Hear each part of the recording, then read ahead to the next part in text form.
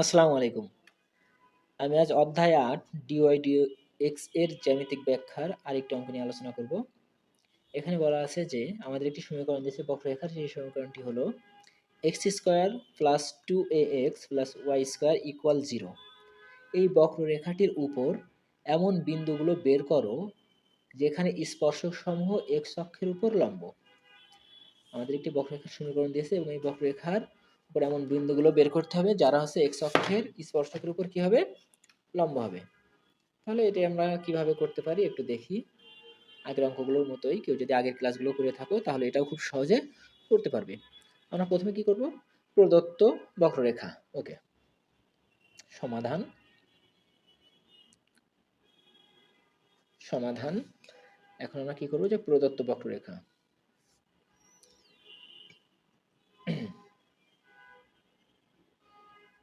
প্রদত্ত বক্ররেখা।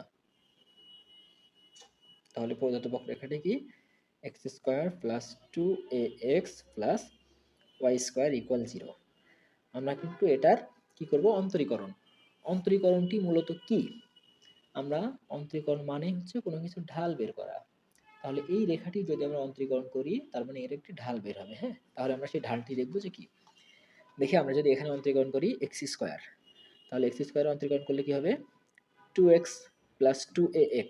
এটার অন্তরীকরণ করলে কি হয়, 2a প্লাস এখানে আছে কি y²। তাহলে এটাকে অন্তরীকরণ করলে আমাদের হবে হচ্ছে 2y dy dx ইকুয়াল 0। এটা কিন্তু আমাদের অন্তরীকরণ করা শেষ। হ্যাঁ, এটা আমরা অন্তরীকরণ করলাম। এখন আমাদের কি করতে হবে, dy dx এর মান বের করতে হবে। ওকে, আমরা দেখি। তাহলে আমরা শুধু dy dx টা এই সাইডে রাখবো এবং বাকিগুলো সব এইদিকে নিয়ে যাব। তাহলে 2y dy dx ইকুয়াল, আমার 2x টা এখানে আছে যোগ অবস্থায়, এটা এদিকে গেলে কি হবে, বিয়োগ 2x, এটাও কিন্তু 2a। ওকে, এখন এর সাথে আমার 2y গুণ অবস্থায় আছে, তাহলে এটা এদিকে যে কি হয়ে যাবে, ভাগ হয়ে যাবে। এখান থেকে আমি 2টা কমন নিলাম, x প্লাস a থাকলো, আর 2yটা এদিকে যে কি হয়ে গেল, ভাগ হয়ে গেল। এটা আর এটা কিন্তু কাটা যায়, কাটা গেলে আমার এখানে কি থাকছে, dy dx equal minus x plus a ভাগ y। সরি, ওকে। এখন আমরা কিন্তু ঢাল বের করে ফেলছি। এই ঢালটি আমাদের কিন্তু শর্তে কি বলা আছে, যেখানে স্পর্শক x অক্ষের উপর লম্ব। তাহলে আমাদেরকে কি দেখতে হবে, যে স্পর্শক x অক্ষের উপর লম্ব। কখন স্পর্শক x অক্ষের উপর লম্ব হয়, আমরা কিন্তু এর আগের অঙ্কগুলোতে দেখছি এবং বলছিও। স্পর্শক তখনই x অক্ষের উপর লম্ব হয় যখন তার ঢালটি হবে হচ্ছে ইনফিনিটি। তাহলে আমরা কি লিখব, যেহেতু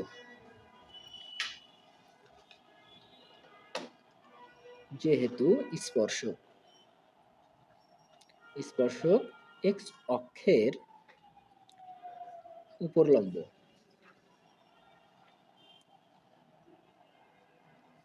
x অক্ষের উপর লম্ব, সেহেতু কি হবে, dy dx ইকুয়াল হয়ে যাবে হচ্ছে ইনফিনিটি।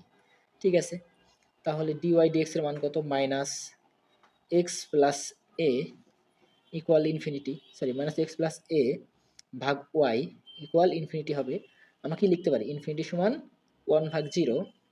তাহলে ওয়াইটা যে এর সাথে গুণ হয়ে যায়, ওয়াইটা এর সাথে গুণ হয়ে গেল, ওয়াই কে ওয়াই হলো, আর এটা এর সাথে গুণ হয়ে 0 হয়ে গেল। ওকে, তাহলে এখানে আমরা কি পেলাম, ওয়াই সমান কিন্তু 0 পেলাম। এখন ওয়াই এর যে মানটি পেয়েছি, এই মানটি আমরা কিন্তু 1 নম্বর সমীকরণে বসাবো।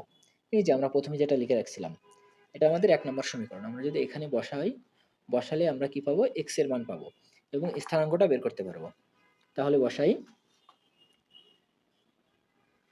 y এর মান 1 নং সমীকরণে বসিয়ে পাই।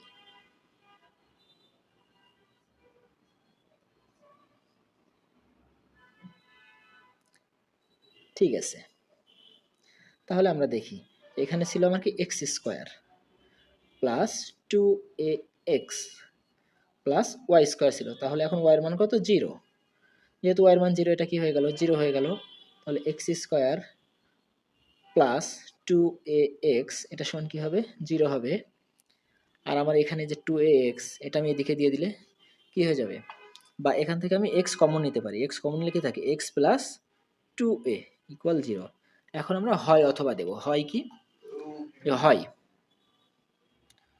হয় x সমান 0 অথবা অথবা x প্লাস 2a সমান 0। তাহলে x সমান কি হবে মাইনাস 2a। এই যে আমরা কিন্তু x এবং y দুইটার মানে পেয়ে গেছি। তাহলে আমাদের এখন নির্ণায়কটা স্থানাঙ্কটা কি হবে, আমরা লিখতে পারি যে অতএব নির্ণয় স্থানাঙ্ক, আমরা জানি প্রথমে কার মান বসাইতে হয় x এর মান, তাহলে x এর মান 0, y এর মানও 0 একটি, আর একটা হচ্ছে x এর মান 2a আর y এর মান 0।